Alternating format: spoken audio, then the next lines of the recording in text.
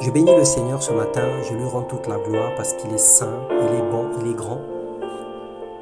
Sa gloire et sa grâce qu'il a répandues sur nous et qui dans son grand amour a donné son Fils à la croix afin que par sa mort nous héritons le salut. Et si nous sommes sauvés ce matin, c'est par la grâce de Dieu. Alors bienvenue dans notre partage quotidien, je te salue au nom de notre Seigneur Jésus-Christ.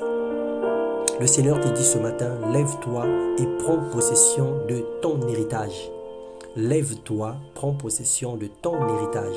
Dans Deutéronome, le chapitre 1, le verset 21, il est écrit, « Vois, l'Éternel ton Dieu met le pays devant toi. Monte, prends-en possession, comme te l'a dit l'Éternel, le Dieu de tes pères. Ne crains point et ne t'effraie point. » L'Éternel Dieu a fait des promesses pour son peuple, pour toi, pour moi.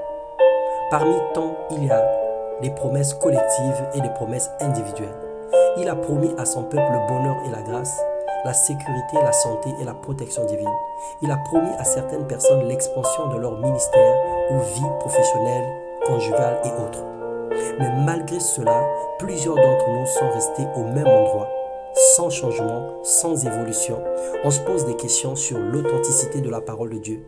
Le doute lié à l'impatience a atteint une dimension prépondérante dans nos vies.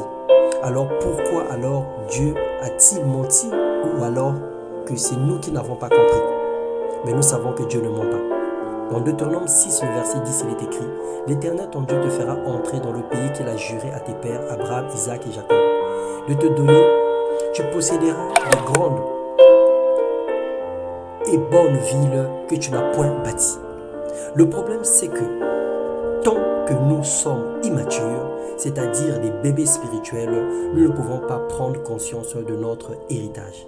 Tant que nous sommes ignorants et que nous avons peur d'affronter l'épreuve, tant que le diable nous fera croire qu'il y a des géants et tant que nous ne ferons pas entièrement confiance en Dieu, nous resterons bloqués devant le Jourdain, devant les obstacles, devant les montagnes et devant toutes les situations qui se dressent à nous ou qui se trouvent devant nous. Le Seigneur te donne un ordre de rentrer en possession de ton héritage. Il a tout préparé pour nous à l'avance. Il désire notre bonheur. Ôte la peur, soumets-toi à Dieu et va avec la force que tu as et possède ton héritage.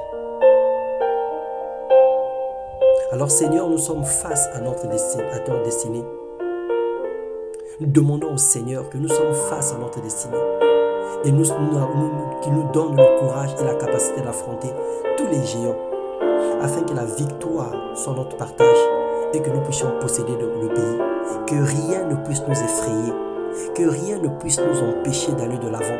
Le Seigneur a tout fait, il a tout préparé pour nous.